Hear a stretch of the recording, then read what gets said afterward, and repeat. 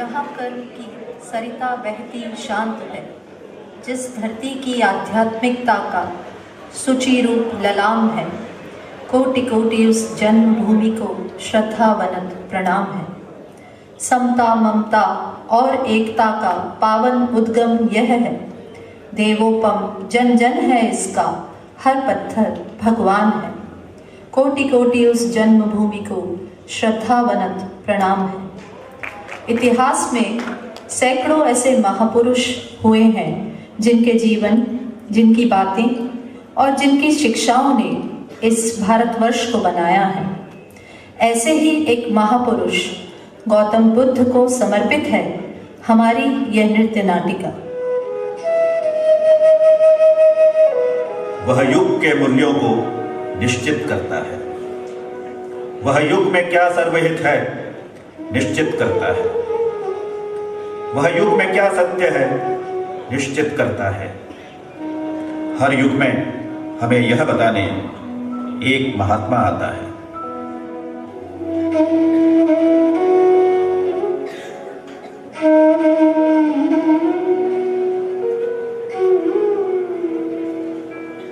छह 623 वर्ष ईसा पूर्व हिमालय की तराइयों में लुम्बिनी नामक स्थल के आम्रकुंज,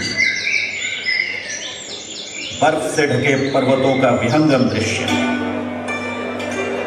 पुष्पों को छूकर आती सुगंधित जमीन, यही वैशाख माह की पूर्णिमा को महारानी माया की कोख से जन्मा एक दिव्य पुत्र।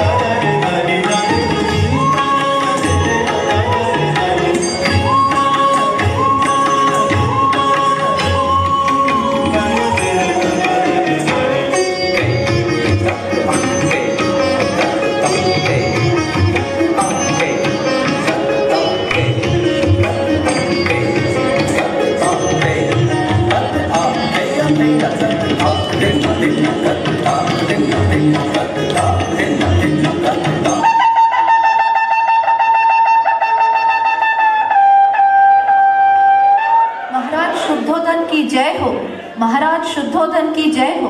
महाराज अति शुभ समाचार है, कपिलवस्तु के युवराज का जन्म हुआ है।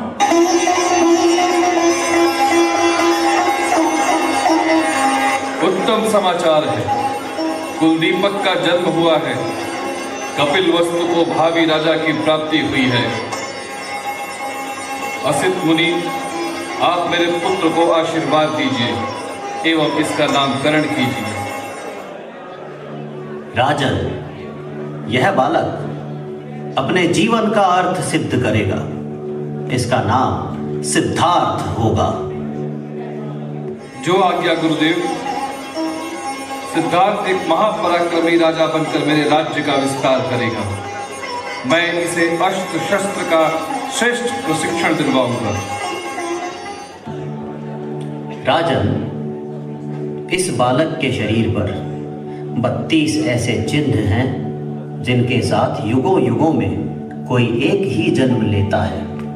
मैं भविष्यवाणी करता हूं, यह वीर चक्रवर्ती होगा या त्यागी होगा सन्यासी, जिसके गौरव को याद रखेंगे युग युग तक भारतवासी। मेरा पुत्र सन्यासी? कभी नहीं हो सकता, यह असंभव है। मनुष्य संन्यास तो तब प्राप्त करता है जब जीवन की पीड़ाएं, रुग्णता जर्जरता का दर्शन उसे विरक्ति से भर देता है। मैं आदेश देता हूं कि मेरे राज्य के सभी गरीब, बीमार और वृद्ध मनुष्यों को एक नई बस्ती बनाकर वहां भेज दिया जाए। मेरा पुत्र एक ऐसे कृत्रिम वातावरण में बड़ा होगा जिसमें मात्र प्रसन्नता, उल्लास एवं हर्ष के रंग बिखरे होंगे। राजा शुद्धोधन समय के चक्र को थामने चले थे, विधि के विधान को टालने चले थे। सोने का पिंजरा हाथ में लेकर के युग प्रवर्तक अवतार पुरुष को बांधने चले थे। तो बालक सिद्धार्थ महल के ऐश्वर्य भरे जीवन में बड़े होने लगे।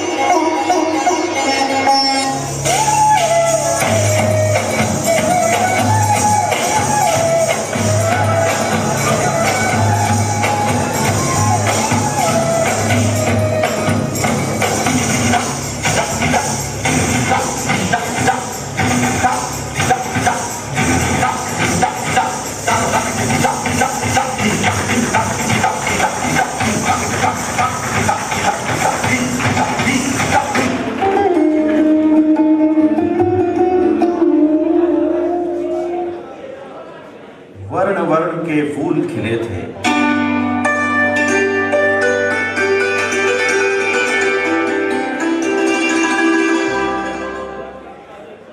झलमल कर हिमबिंदु उछले थे, हल्के झोंके हिले मिले थे।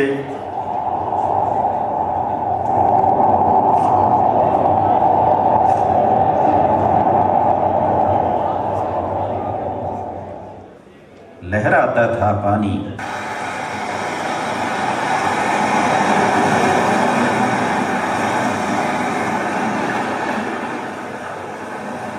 लहराता था पानी, हाँ हाँ वही कहानी। गाते थे खग कल कल स्वर से,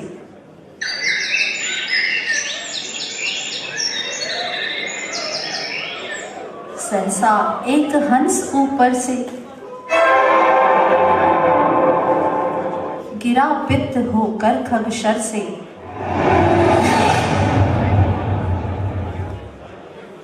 हुई पक्षी की हानि, करुणा भरी कहानी। चौक उन्होंने गले लगाया, नया जन्म सा उसने पाया। इतने में आखेटक आया,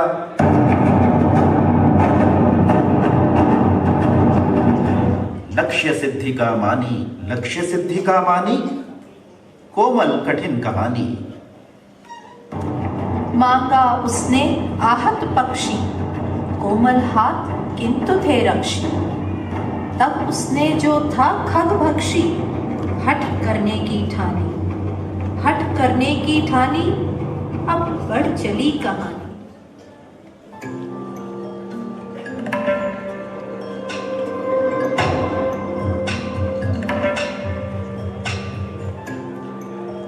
हुआ विवाद सदैव निर्दय में, हुआ विवाद सदैव निर्दय में। उभय आग्रही थे स्व विषय में, उभय आग्रही थे स्व विषय में। कई बात तब न्यायालय में, कई बात तब न्यायालय में। सुनो सभी ने जानी, सुनो सभी ने जानी, व्यापक हुई कहानी।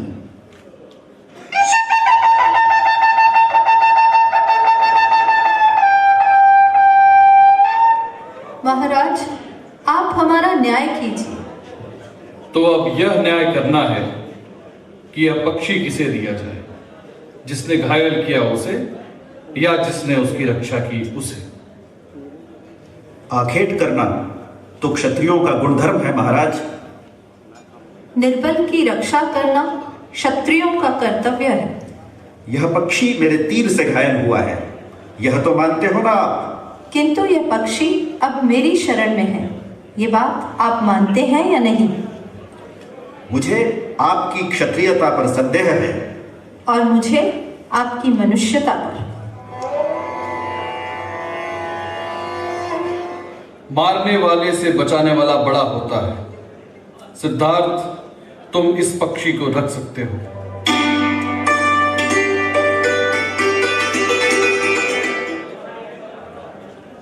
सिद्धार्थ का यह संवेदनशील स्वभाव राजा शुद्धोधन को चिंताग्रस्त कर गया।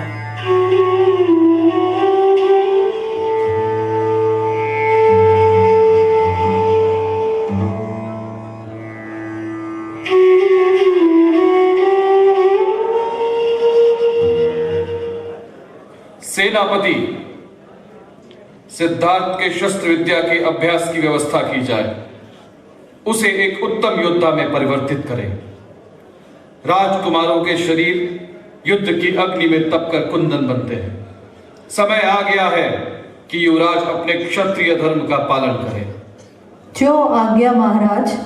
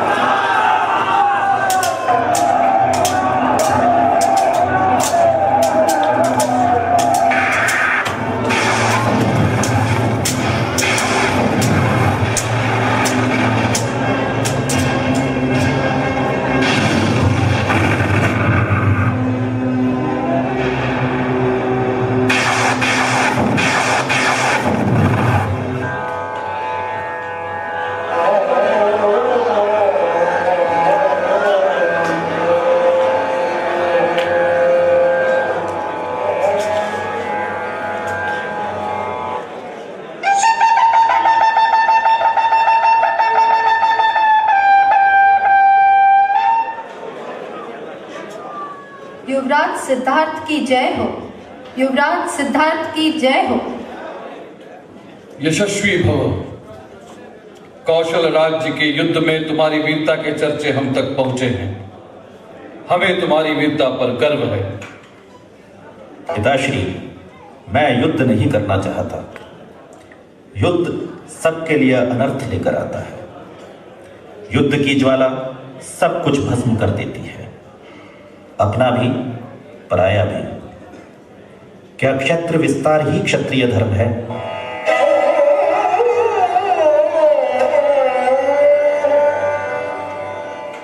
राजा शुद्धोधन अपने पुत्र सिद्धार्थ का यह रूप देखकर फिर चिंतामग्न हो गए। उन्हें लगा कि यदि सिद्धार्थ का विवाह करा दिया जाए तो वह सांसारिकता में रम जाएगा।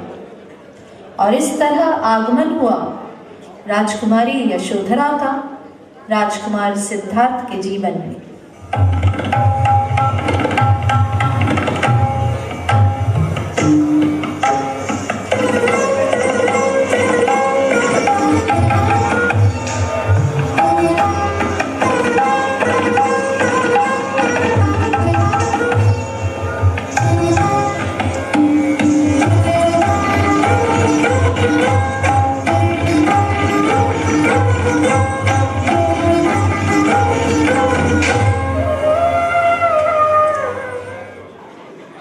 पत्नी यशोधरा का मोहपाश और पुत्र राहुल का प्रेम बंधन सिद्धार्थ को बहुत समय बांध न सका। एक अंतर्द्वंद, एक आत्मसंघर्ष, एक अपूर्णता हर पल सिद्धार्थ को झकझोरे जा रही थी। नियति अपना चक्र चला रही थी। महाभिनिष्क्रमण का समय निकट आ रहा था। राजकुमार सिद्धार्थ के भगवान बुद्ध बनने की यात्रा में यह एक निर्णायक मोड़ था।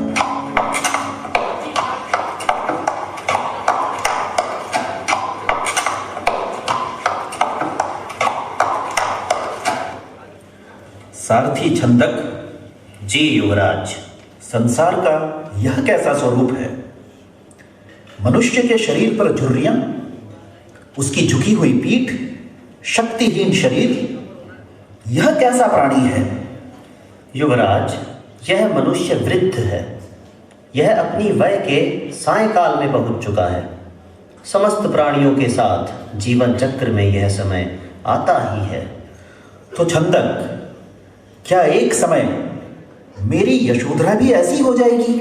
जीवन चक्र अटल है युवराज। और वह मनुष्य इतनी पीड़ा में क्यों प्रतीत हो रहा है? और उस सोते हुए मनुष्य के पास बैठे लोग रुदन क्यों कर रहे हैं? युवराज, यह प्राणी रुग्ण अर्थात बीमार है। वह मनुष्य इस संसार को छोड़ मृत्यु को प्राप्त हो गया है, अतः उसके परिजन दुख से विलाप कर रहे हैं। किंतु वह मनुष्य मर क्यों गया है? एक न एक दिन सभी को मरना ही है युवराज। मृत्यु से आज तक कौन बचा है? वहां देखो छंदक, वह आनंद मग्न मनुष्य कौन है? देखो, उसका चेहरा तेज से दमक रहा है। वह आनंद मग्न मानव एक सन्यासी है युवराज। वह दुखों के निवारण और सत्य की खोज में है। उसने सबसे नाता तोड़कर परमात्मा से नाता जोड़ लिया है।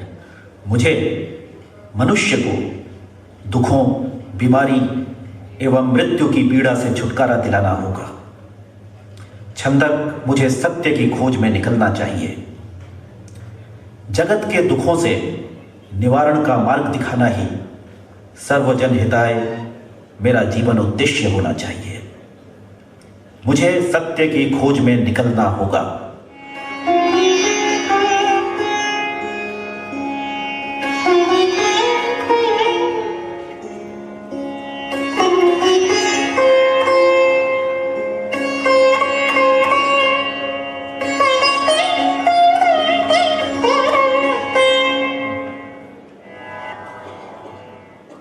बुद्ध है, प्रबुद्ध है, यह सत्य चित्त नित्य है।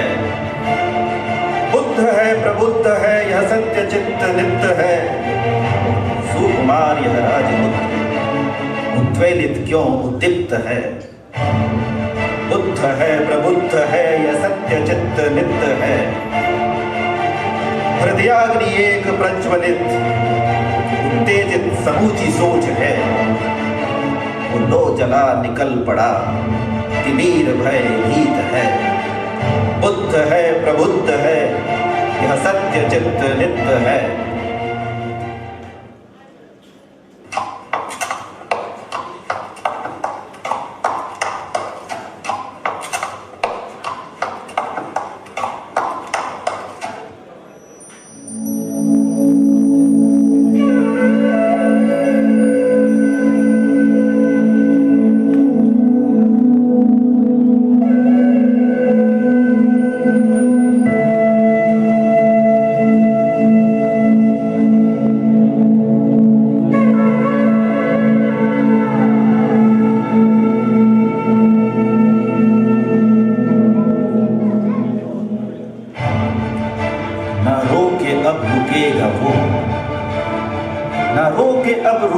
वो मोह से विरक्त है।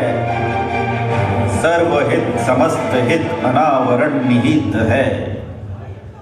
बुद्ध है, प्रबुद्ध है, ये सत्य चित्त नित्य है। बुद्ध है, प्रबुद्ध है।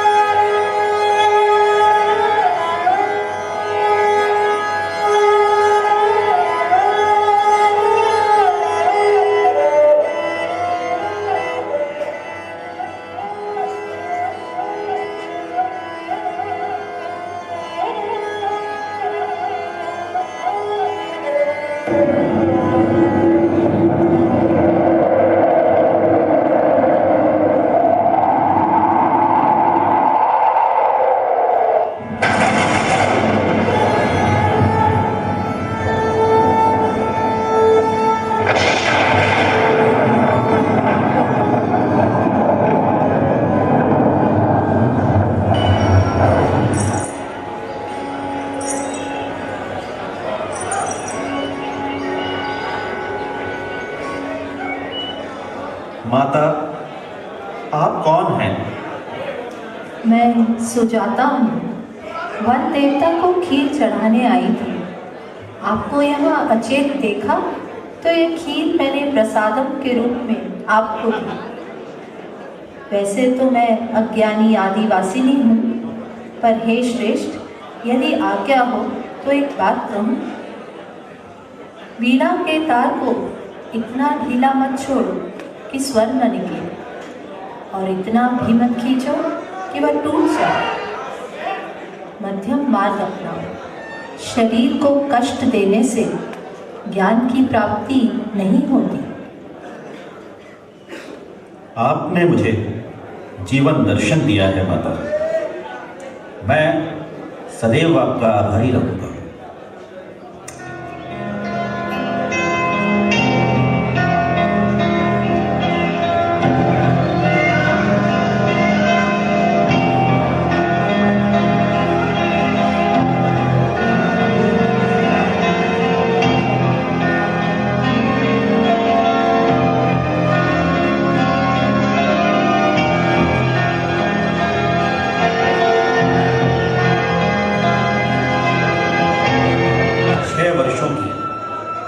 कठिन साधना के पश्चात वैशाख मास की एक पूर्णिमा के दिन सिद्धार्थ एक पीपल के वृक्ष के नीचे साधनारत हो गए। साधना में लीन होने से पूर्व उन्होंने पीपल के पेड़ की एक परिक्रमा की और अपने आप से एक प्रण किया। इहासनेषु सतमय शरीरम तुगस्त मानसंग प्रलयंगतया तो अप्राप्त बोधि बहुकल्प दुर्लभा नवासनात् मदस्त निसते। इस आसन से और इस शरीर से वो जो अप्राप्त बोधि है उसे बिना प्राप्त किए अब हम नहीं उठेंगे। तप्त नहीं, संतप्त नहीं, जागृत यह शक्त नहीं। तप्त नहीं, संतप्त नहीं, जागृत यह शक्त नहीं। नील गगन के भाल पर, काल के कपाल पर हस्ताक्षर यह अनंत है। बुद्ध है, प्रबुद्ध है, यह सत्य चित्त नित्य है, बुद्ध है। 6 दिवस के पश्चात सिद्धार्थ को बोध अर्थात परम ज्ञान की प्राप्ति हुई। भिक्षु इन 2 अतियों को त्यागना। यह 2 अतियां हैं सांसारिक सुखों में पूरी तरह लिप्त रहना और शरीर को अत्यधिक कष्ट पीड़ा देना। मैंने इन दोनों अतियों के बीच का मध्यम मार्ग खोज निकाला है। यह मार्ग ज्ञान देने वाला है, शांति देने वाला है, दृष्टि देने वाला है। यह मध्यम मार्ग 8 अंगों वाला है।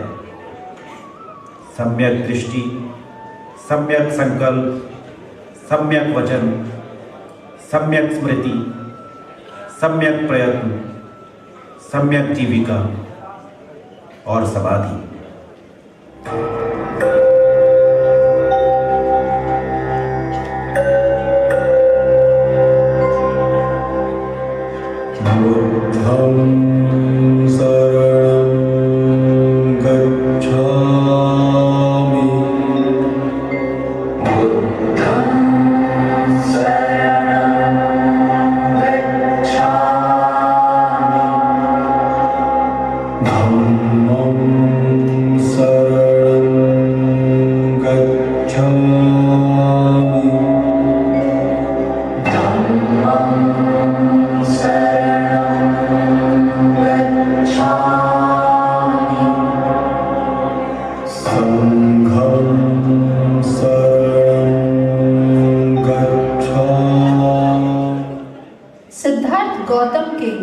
गौतम बुद्ध और फिर भगवान बुद्ध बनते बनते बड़ी संख्या में लोग उनके अनुयायी बनने लगे।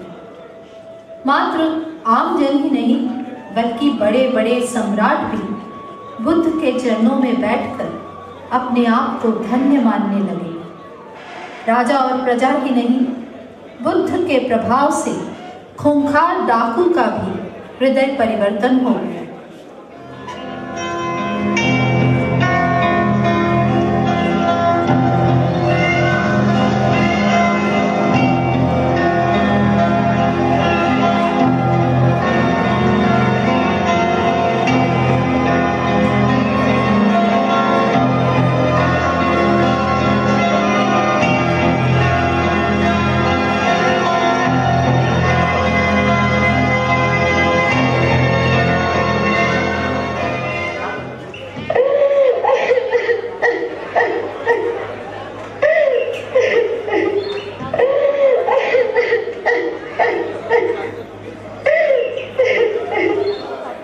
भिक्षुक आनंद, जरा देखो उसे क्या दुख है। वह एक व्यवसायी की पत्नी है। कल उसके पति और पुत्र को डाकू ने मार डाला। उनके हाथों की उंगलियां कटी हुई हैं, जिससे प्रतीत होता है कि यह कार्य उस भयानक डाकू अंगुलीमाल का है।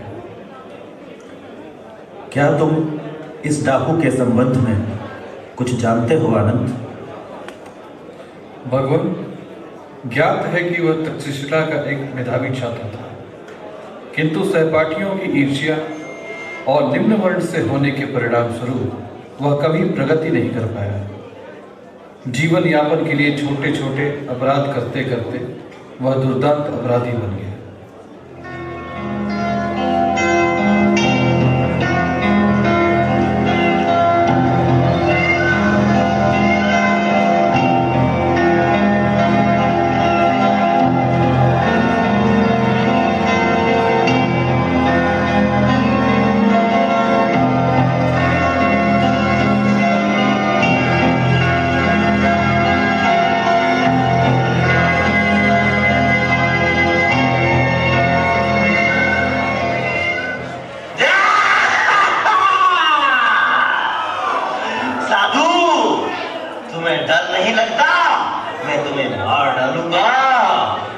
अंगुलीमाल, मैं तुम्हें तुम्हारे बारे में कुछ ऐसी बात बताने वाला हूं जो तुम खुद भी नहीं जानते। बोल क्या बोलना है? मैं तेरे जैसे पाखंडियों की बातों में कभी नहीं आने वाला। बोला जो बोलना है। अंगुलीमाल, मुझे तुम में एक भिक्षु दिखाई देता है। अपने भीतर कभी झांक कर नहीं देखा? तुम्हारे भीतर एक भला मनुष्य भी रहता है, जिसमें दया की भावना है, जो सहृदय है। बकवास बंद करो, बकवास बंद करो अपनी। मेरे समूचे जीवन का उद्देश्य है लोगों की हत्या करना, उन्हें पीड़ा पहुंचाना, पीड़ा पहुंचाना। फिर भी मनुष्यता में और समाज में तुम्हारे लिए स्थान है अंगुलीमाल। समाज? जानो, तुम क्या जानो समाज के बारे में बाबू। समाज ने मुझे तिरस्कार और पीड़ा के सिवाय कुछ नहीं दिया। संभव है कि तुम्हें पीड़ा प्राप्त हुई हो, पर तुम आगे नर्क का मार्ग क्यों चुन रहे हो? क्या हत्या करने पर तुम्हें कभी ऐसा भाव नहीं आता कि तुम वहां खड़े होकर जोर जोर से रो, पश्चाताप के आंसू बहाओ? कितनी ही बार इस जंगल के भयानक एकांत में तुमने इन आंसुओं को नहीं रोक लिया है? और अभी देखो यह कैसे बाहर आने के लिए संघर्ष कर रहे हैं। आंसुओं को रोको मत, बहने दो अंगुलीमाल, इन आंसुओं को बहने दो। बरसों से मैंने अपने चारों ओर पीड़ा की एक दीवार बनाकर रखी थी और तुमने एक स्पर्श से वह दीवार तोड़ दी। तुम कौन हो? बोलो, कौन हो तुम? मैं गौतम बुद्ध हूं, मेरी शरण में आओ। अंगुलीमाल, वही तुम्हारा उद्धार है। मैं तुम्हें संघ का भिक्षुक नियुक्त करता हूं। डाकू अंगुलीमाल आज मर गया प्रभु। यह मेरा पुनर्जन्म है।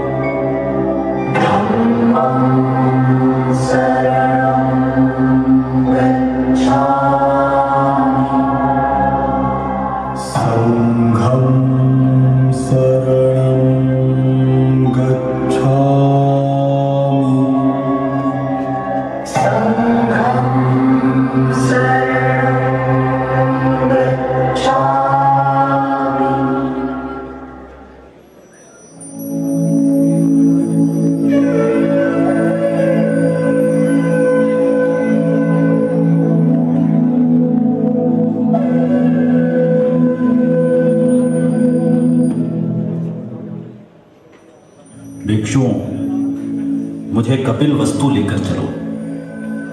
मेरे जीवन का उद्देश्य पूरा हो गया है। मैं इस नश्वर शरीर को अब त्यागना चाहता हूं। नहीं भगवान नहीं, आप हमें छोड़कर नहीं जा सकते। हम आपके बिना अनाथ हो जाएंगे। हमारा पथ प्रदर्शक कौन होगा? भिक्षुओं, मैं तुम्हें छोड़कर नहीं जा रहा। मैं मेरे शब्दों और मेरी शिक्षाओं के रूप में सदैव आप सबके साथ रहूंगा। मेरे जाने के पश्चात आप इस पूरे जगत में फैल जाओ।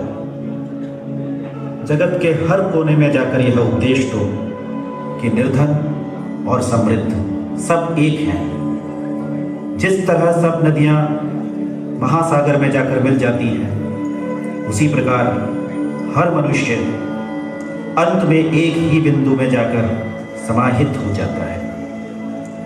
घृणा का जवाब घृणा नहीं है। घृणा का अंत मात्र प्रेम से ही हो सकता है। आपसी सद्भाव और परोपकार, बस यही मेरा संदेश है।